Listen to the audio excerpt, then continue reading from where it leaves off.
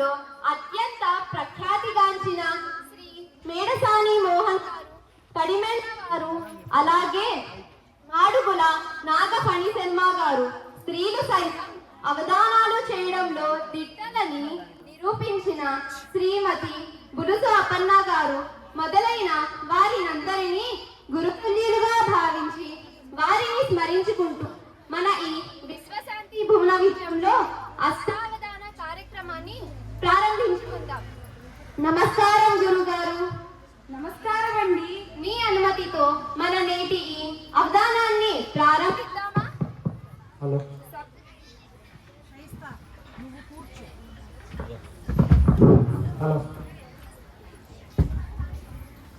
Hello hello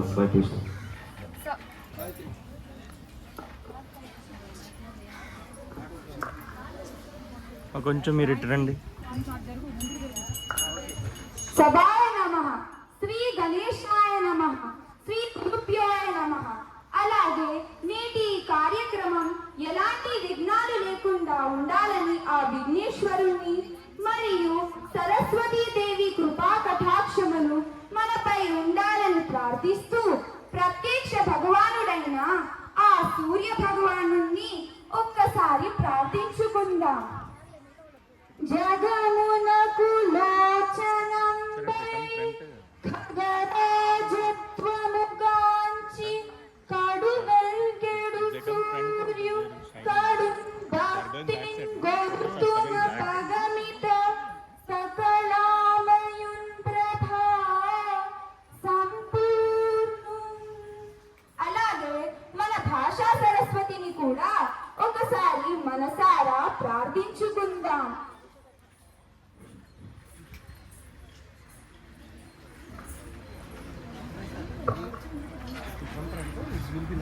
visible.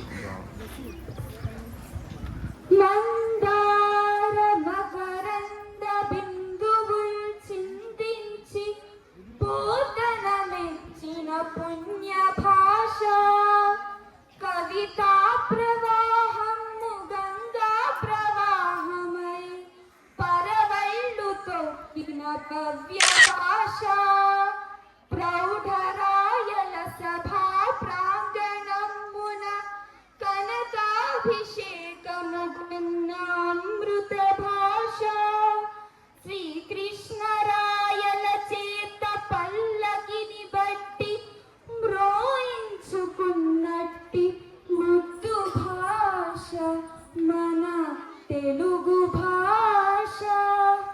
ముద్దు భాష మన తెలుగు భాష. అవధాని గారి ప్రార్థనతో మొదలైన ఈ అష్టావధానం ఒక భాషా కళ మరియు సాహిత్య క్రీడ. 8 విషయాలపై పనులపై మనస్సుని ఏకాగ్రం చేయడమే అష్టావధానం. 8ంటిని ఒకేసారి నిర్వహించాలి. ప్రస్తుత మన అవధానంలో సమస్య, దత్తపది, వర్ణన, వ్యస్తాక్షరి, కావ్యపాఠం, ఘంటాగణనం, ఆశువు, అప్రస్తుత ప్రసంగం అనే 8 అంగాలు ఉంటాయి. వాటి వివరణ సందర్భాలలో తెలుసుకుందాం. పృచ్ఛకులు సంసిద్ధులై ఉన్నారు, అవధాని గారు కూడా సావధానులై ఉన్నారు. పృచ్ఛకుల్లారా ప్రారంభిద్దామా? అవధాని గారికి నమస్కారం. నా సమస్య, ఎలుకలు తమ కలుగులోనికి ఏనుగు నీడ్చెన్. విన్నారా అవధాని గారు? ఎలుకలు తమ కలుగులోనికి ఏనుగు నీడ్చెన్. వీరిచ్చేది సమస్య. అంటే పద్యంలో ఒక పాదాన్ని ఇస్తారు, అది ప్రకృతికి విరుద్ధమై ఉంటుంది. ఈ సమస్యను అర్థవంతం చేస్తూ మిగిలిన 3 పాదాలలో చెప్పాలి. వీరిచ్చిన సమస్యను చూడండి. అతి చిన్న ప్రాణులైన ఎలుకలు అతి పెద్ద జంతువైన ఏనుగును తమ కలుగులోకి ఇచ్చుకెళ్ళాయట. ఇదెలా సాధ్యం? దీనిని అవధాని గారు ఎలా పూరిస్తారో చూడండి. ఇలలో ఇద్దరు రాజులు, ఇలలో ఇద్దరు రాజులు. సరేనా? ఇలలో ఇద్దరు రాజులు. ఇక దత్తపది ఇవ్వండి. అవధాని గారికి నమస్కారం. నమస్కారం అండి. అమ్మ, నేటి నా దత్తపదిలో ఇచ్చే మాటలు ఏంటంటే అతివ పడతి పదాలు స్త్రీ అర్థంలో కాకుండా ఈ సమాజంలో నేటి స్త్రీ పరిస్థితి గురించి వివరించాలని నా విన్నపం. ఆహా, స్త్రీ అనే అర్థం వచ్చే 4 పదాలిచ్చి స్త్రీ మీద పద్యం చెప్పాలట. కానీ ఏ పదానికి స్త్రీ అనే అర్థం రాకూడదట. ఎంత క్లిష్టమైన సమస్య! దీనిని అవధాని గారు ఎలా పూరిస్తారో చూడండి. అవధాని గారికి నమస్కారం. నేను అప్రస్తుత ప్రసంగిని. మరి ప్రస్తుతం నన్ను మాట్లాడమంటారా, అప్రస్తుతం మాట్లాడమంటారా? ప్రస్తుతానికి అప్రస్తుతమేమి మాట్లాడకండి. అవధాని గారు మంచి ఆలోచనలో ఉన్నప్పుడు ఆయన ఏకాగ్రతను చెడగొట్టేవారే అప్రస్తుత ప్రసంగి. కార్యక్రమానికి ఆట విడుపు వీరిద్దరి ప్రసంగం. ఇక అవధాని గారు దత్తపతి మొదటి పాదం అందుకుంటున్నారు. కలల నడయాడి పరిణయ కలల గూడి, కలల నడయాడి పరిణయ కలల గూడి. ఆహా, లలన వచ్చేసిందండోయ్. వారి అడుగునట్లుగానే స్త్రీ అర్థంలో కాకుండా కలల నడయాడి ఈ అర్థంలో అవధాని గారు వివరించారు. దాంట్లో లా లా నా లా లా నా భేష్ భేష్ ఎంత చక్కగా కుదురుకున్నాయి. అవధాని గారికి నమస్కారం. నాది వ్యస్తాక్షరి. మొత్తం 11 అక్షరాలు ఉంటాయి. అందులో 9వ అక్షరం గు. వ్యస్తాక్షరి 9వ అక్షరం గు. సరేనండి. వ్యస్తాక్షరి అంటే ఒక పాదమో లేక పాటో ఏదో ఒక దాంట్లోని కొన్ని అక్షరాలు క్రమం లేకుండా ఇస్తారు. చివరికి ఆ అక్షరాల్ని క్రమంలో అవధాని గారు చెబుతారు. ఇక వర్ణనాంశానికి వెళ్దాం. అమ్మ, మొదటి పాదం అందుకోండి. అవధాని గారికి నా నమస్కారం. అమ్మ, ఈ కాలంలో తెలుగు మాట్లాడడం నామోషిగా అనుకుంటున్నారు. బడికి వెళ్ళేదాకా అమ్మ అంటూ, బడిలోకి వెళ్ళాక మమ్మీ అంటున్నారు. ఈ విషయంపై సందేశాత్మకంగా వర్ణించాలని నా విన్నపం. వ్యస్తాక్షరి 11వ అక్షరం సా. వ్యస్తాక్షరి 11వ అక్షరం సా. గుత్తలో సా అండి, అంతే కదండి? అవధాని గారు, ఉల్లి చేసిన మేలు తల్లి కూడా చేయదంటారు కదండి. మరి తల్లి లాంటి ఉల్లిని దేవుడికి నివేదించే ప్రసాదాలలోనూ వాటిల్లోనూ ఎందుకు నిషేధిస్తారండి? ఇది చాలా మంచి ప్రశ్నండోయ్. ఆలోచింపదగినదే. ఉల్లి చేసిన మేలు తల్లి కూడా చేయదంటారు. ఉల్లి నిషేధం, మరి తల్లి ఎందుకు నిషేధం కాదు? బాగుంది మీ ప్రశ్న. ఉల్లి చేసిన మేలు తల్లి కూడా చేయదు. ఇది పురాణాల్లో వేదాల్లో చెప్పిన మాటలు కావు. తరువాత వ్యవహారికంగా వచ్చినటువంటి మాటలు. ఇవి నేపథ్యాలలో ఇలాంటి విషయాలన్నీ అక్కడ ఇక్కడ ప్రస్తావించబడి ఉంటాయి. ఖచ్చితంగా కాబట్టి ఈ తల్లి ఉల్లి అనే మాటలు మనం వంటింట్లో మన బాధలను తప్పించుకోవడం కోసం అప్పుడప్పుడు అలా సృష్టిస్తూ ఉంటామన్నమాట. అంతేగాని దీనికి నైవేద్యానికి సంబంధం ఏమీ లేదు. పైగా ఉల్లి తామసాహారం అని అంటారు. మనం మాట్లాడుకున్న ఉల్లి చేసే మేలు తల్లి కూడా చేయదు. అంటే నీరుల్లి కాదు, వెల్లుల్లి. అవధాని గారు, నేను ఇన్నాళ్ళు పెద్దల్పై అనుకుంటున్నానండి. మీ ద్వారా ఇప్పుడేగా తెలుసుకున్నాను. వ్యస్తాక్షరి 4-5 అక్షరాలు షా లం. వ్యస్తాక్షరి 4-5 అక్షరాలు షా లం. శుభలలో షా అండి, లంకలో లం అండి, అంతే కదండి? అవధాని గారికి నమస్కారం. నేను ఆసు వంశం ఇస్తానండి. అప్పుడే అక్షరాభ్యాసం చేసిన పిల్లవాడి మనసులో ఆలోచనలు ఎలా ఉంటాయో చెప్పగలరా? ఆసు అప్పటికప్పుడు అంశంపై మొత్తం పద్యం చెబుతాడు. దానికి ధారణతో పని లేదు. అంటే చివరికి ఆసు విషయమై చెప్పే పని లేదు. అదిగో అవధాని గారు అందుకుంటున్నారు, ఆలకించండి. రింగు రింగున తిరుగున బొంగరంబు, రింగు రింగున తిరుగున బొంగరంబు, ఏమియో వ్రాయుచున్నది ఇసుకలోన. బడికి వెళ్ళలేదు పొత్తంబు బట్టలే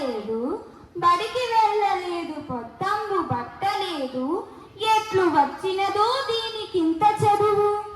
ఆహా, ఎంత బాగా చెప్పారు. ఏమీ చదువుకోలేని బొంగరం తిరగటం ఎలా నేర్చుకుంది? మరి నన్నెందుకు బడికి పంపుతున్నారో కదా అని పిల్లవాడు అడుగుతున్నట్లుగా భలేగా పూరించారు. అవధాని గారు, మీ ఆలోచన అమోఘం. వ్యస్తాక్షరి ఆరో అక్షరం దు. వ్యస్తాక్షరి ఆరో అక్షరం దు. అమ్మ కావ్యపాఠి అందుకోండి. అవధాని గారికి నమస్కారం. నమస్కారం అండి. సున్నితమైన నీ చేతి సుత్తె నుండి బయలు పడనెన్ని ఎన్ని దేవస్థలములు, సార్థకముగాని ఎన్ని పాషాణములకు గలిగె నీనాడు పసుపు గుంకాల పూజ. ఈ కావ్యపాఠంలో పురాణాల నుండి కానీ వేదాల నుండి కానీ దేని నుండైనా కానీ ఒక పద్యం ఇస్తారు. అది ఎక్కడ, ఎప్పుడు, ఏ అర్థంలో చెప్పబడిందో అవధాని గారు వివరించాలి. ఇది కావ్యపాఠ్య అంటే. అవధాని గారు, మీరు తెలుగు ఆంగ్ల భాషా పండితులు, మరి మీరేమో అవధానం చేస్తున్నారు.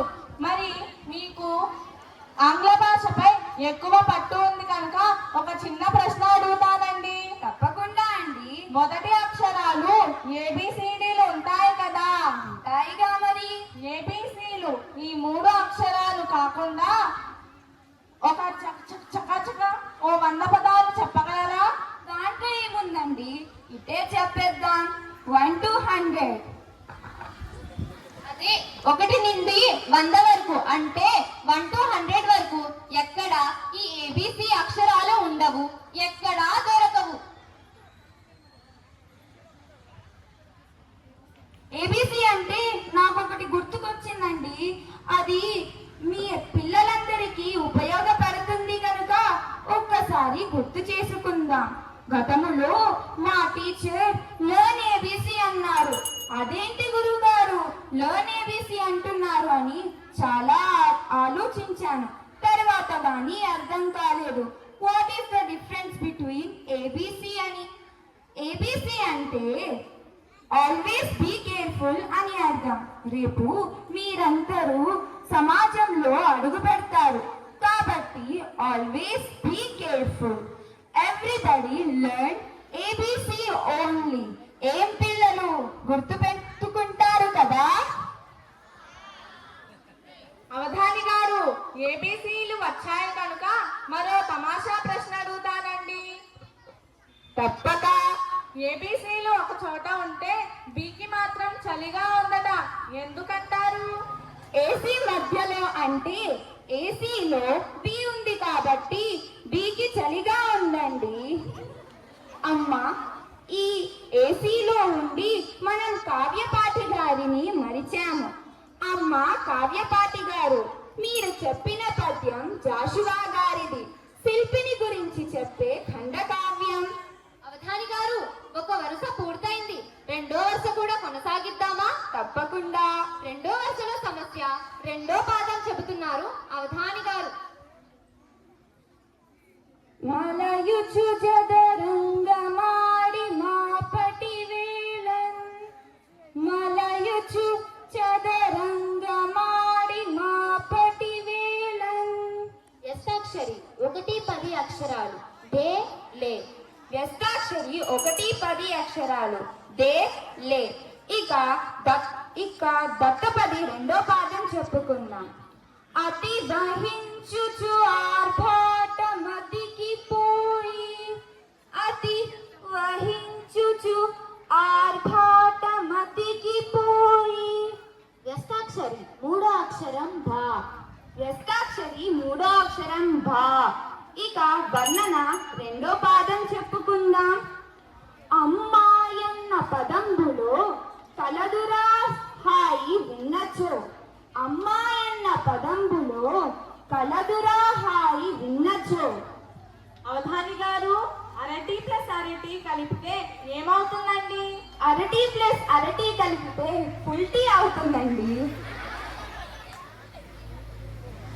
వ్యస్తాక్షరి ఎనిమిదో అక్షరం లు. వ్యస్తాక్షరి 8వ అక్షరం లు. ఇక సమస్య 3-4 పాదాలు చెప్పుకుందాం. బలమెత్తి కట్టె మరచిన, బలమెత్తి కట్టె మరచిన, ఎలుకలు తమ కలుగులోనికి ఏనుగునిచ్చెన్. ఆహా, ఎంత బాగా చెప్పారు. ఇలలో ఇద్దరు రాజులు పట్టుదలతో చదరంగం ఆడుతున్నారట. రాత్రైంది. చదరంగం మీద బలాన్ని అంటే ఆ పావులను ఎలా ఉన్నాయో అలా వదిలేసి వెళ్ళారట. రాత్రికి ఎలుకలు వచ్చి ఏనుగు అంటే చదరంగంలో ఉన్న ఏనుగు పావును తమ రంధ్రంలోకి ఈడ్చుకుపోయాయని భలేగా పూరించారు అవధాని గారు. ఇక దత్తపది 3-4 పాదాలు చెప్పుకుందాం. పోగనితరంబు విలువల మూలమదియు, కలతపడ తిప్పలెన్నెన్నో కలుగుచుండు. వ్యస్తాక్షరి 2-7 అక్షరాలు స తే. వ్యస్తాక్షరి 2-7 అక్షరాలు స తే. ఇక వర్ణన 3-4 పాదాలు చెప్పుకుందాం. చెమ్మెల్ చిమ్మెడు చిన్ని మాటలకు ఘన స్త్రీ భాష్యముల్, సాటి రావమ్ము ఏలగో లొంగిపోయెదరు ఈ అప్రాచ్య దుస్సంస్కృతిన్. అవధాని గారు, నేను ఒక పద్యం విన్నానండి. అది భలే వింతగా ఉందిలేండి. దానికి అర్థం మీరు చెప్పగలరా? తప్పకుండా అండి. కొండ నుండు నెమలి కోరిన పాలిచ్చు, పశువు శిశువు తోడ పల్కునేచ్చు, వనిత వేదముల్ వల్లించుచుండు, బ్రాహ్మణుడు కాకి పరలము వినును. దీనికి అర్థం కావాలండి నాకు. అడిగేవాడికి చెప్పేవాడు లోపు అంటే ఇదేనేమో. నెమలి ఎక్కడైనా పాలిస్తుందా? పశువు పిల్లాడితో మాట్లాడుతుందా? బ్రాహ్మణుడు కాకి మాంసం తింటాడా? ఏమమ్మా ఇది? అమ్మ సంచాలకులు గారు, అప్రస్తుత ప్రసంగి గారు ఆ పద్యాన్ని తప్పుగా చదివారండి. నేను ఆ పద్యాన్ని చదువుతాను, మీకు అర్థమవుతుంది. కొండ నుండు నెమలి కోరిన పాలిచ్చు, పశువు శిశువు తోడ పల్కు వనిత, వేదములను వల్లించుచుండు బ్రాహ్మణుడు కాకి పలనము తినును. ఈ పద్యాన్ని ఇలా చదువుతారండి. అవధాని గారు, మీకు ఒక నమస్కారం. ముందుగా నన్ను క్షమించండి ఈ పద్యం తప్పుగా చదివినందుకు. రెండో వరుస కూడా పూర్తయింది. ఇక కారణాంశానికి వెళ్దాం. సమస్య, దత్తపతి, వర్ణన, వ్యస్తాక్షరి, గంట ఎన్నిసార్లు మోగిందో వీటినన్నిటినీ గుర్తించుకుని అవధాని గారు ఒకేసారి చెబుతారు. మొదటిగా ఇచ్చిన సమస్య, ఎలుకలు తమ కలుగులోనికి ఏనుగు నీడ్చెన్. ఇలలు నిద్దరు రాజులు మలయుచు జదరంగమాడి మాపటి వేళన్, బలమెత్తి కట్టె మరచిన, ఎలుకలు తమ కలుగులోనికి ఏనుగు నీడ్చెన్. ఇచ్చిన దత్తపతి అతివా, పడతి, లలన, వనిత ఈ పదాలు స్త్రీ అర్థంలో కాకుండా స్త్రీ పరిస్థితిని చెప్పాలట. మమ్మీలో అమృతత్వమేది వినరామా బాబు మాధుర్యమున్, అమ్మాయన్న పదంబులో కలదురాహాయి విన్నచో, చెమ్మెల్ చిమ్మెడు చిన్ని మాటలకు ఘన స్త్రీ భాష్యముల్, సాటిరా వమ్ము లొంగిపోయెదరు ఈ అప్రాచ్య దుస్సంస్కృతి. ఇక